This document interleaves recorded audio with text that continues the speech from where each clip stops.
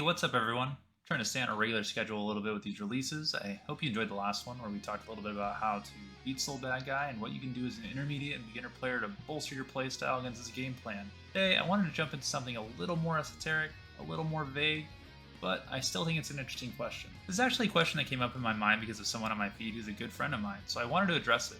I'm gonna roll a clip, not to judge or cast spite or anything like that, but just because it was a really engaging thought that I think we should answer. What does it mean if you to play a hard character? What does it mean to play a hard character?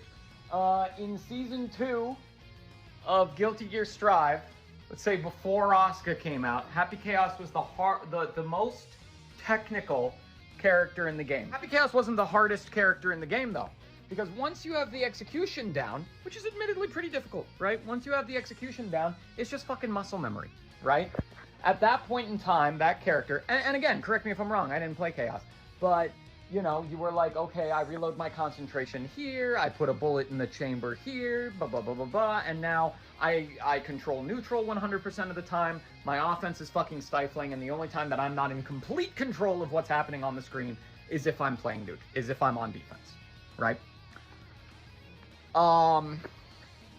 Ino, I would say is a very difficult character to play. I'd say she's a difficult character to play. She's not technical at all, dude.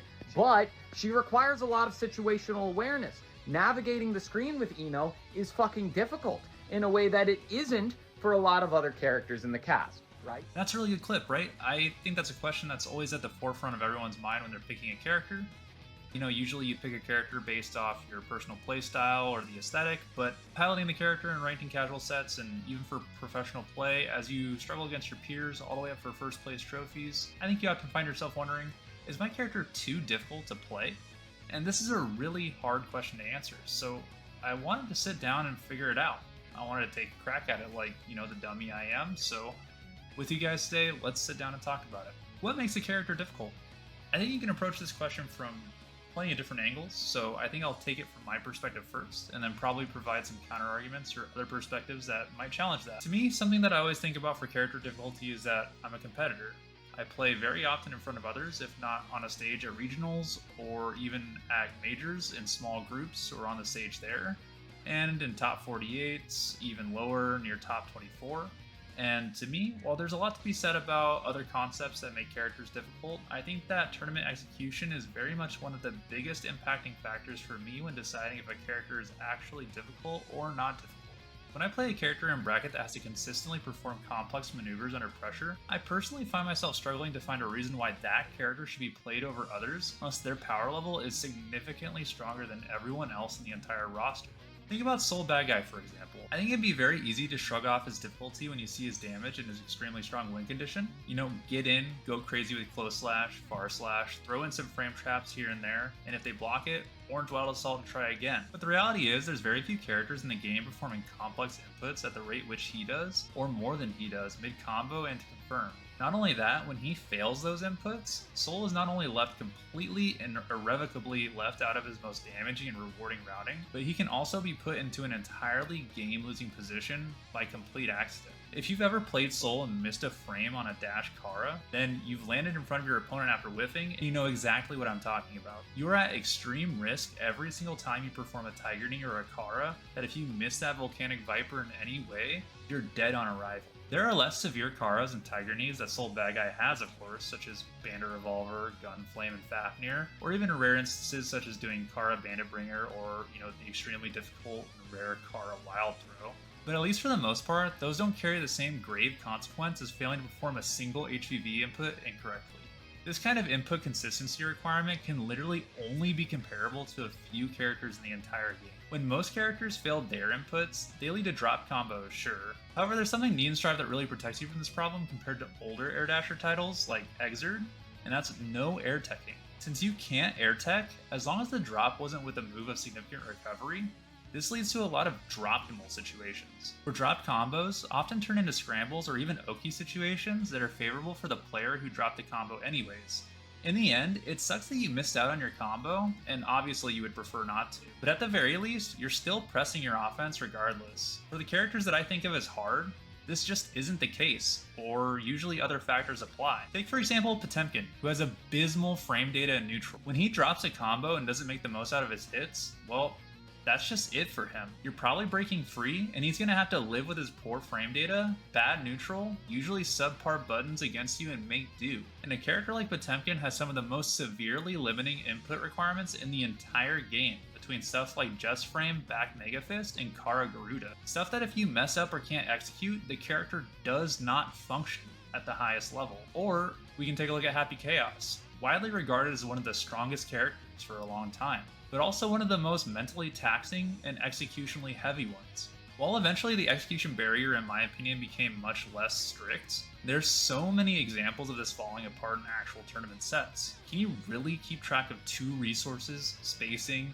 route your combos correctly, and consistently execute the demanding guard crush zoning pressure strings with the proper timings while a Leo or a Mei is barreling at you at Mach 5? I mean, we've literally seen those grand final scramble situations play out. We've seen it several times at this point between Umisho and Tempest, or Leffen and Slash. I think a character like Happy Chaos is so strong that often this execution requirement balances out with their ability to win.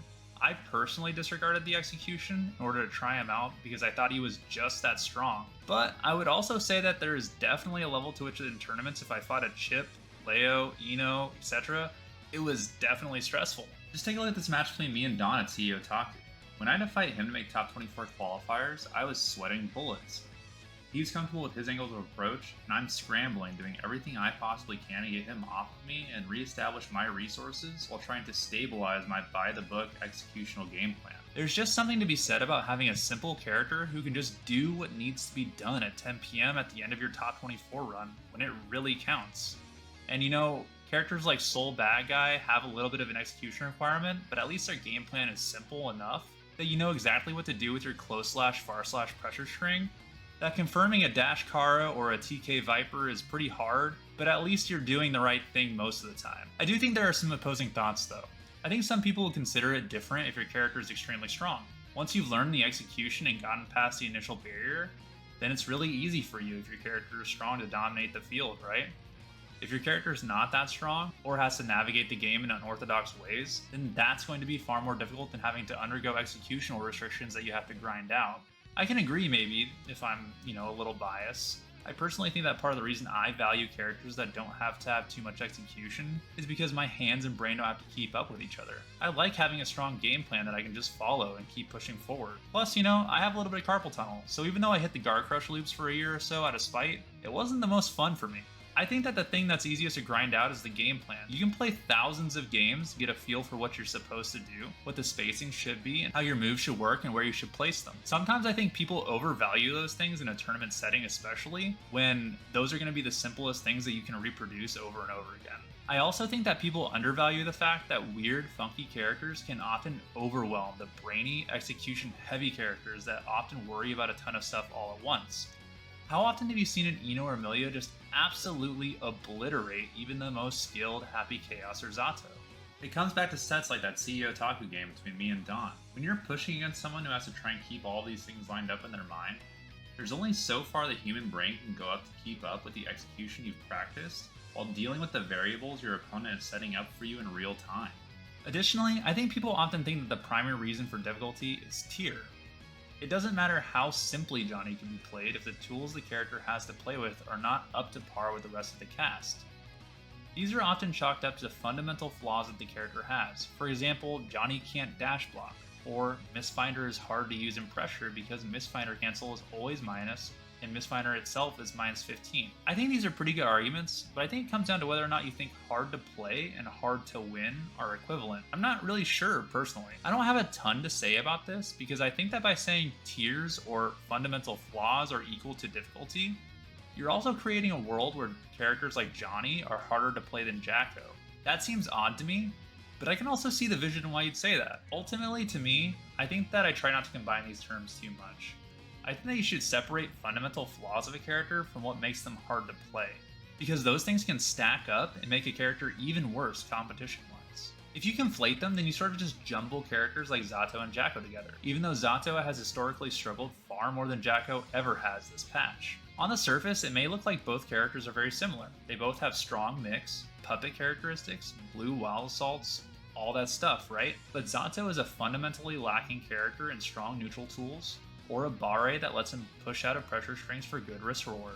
This is all stuff that Jacko has. While they both share an execution, the struggle they face in having to navigate the actual game is very different. So in my eyes, you do the discussion a little bit of a disservice by trying to combine the two into one discussion point. So I guess that brings me to ask you guys, what do you think? What makes a character hard? Is it one of these things? All of them? Maybe you think it's something else entirely. This might be a little bit short of a video. I think that this is kind of more of a discussion point video, so let me know down in the comments. I'd love to hear your thoughts, or if I brought a perspective you thought was interesting. As always, if you enjoyed the video, like and subscribe. It's a small click for you, but it really does mean a ton to me, and have a good one. I'll catch you guys later.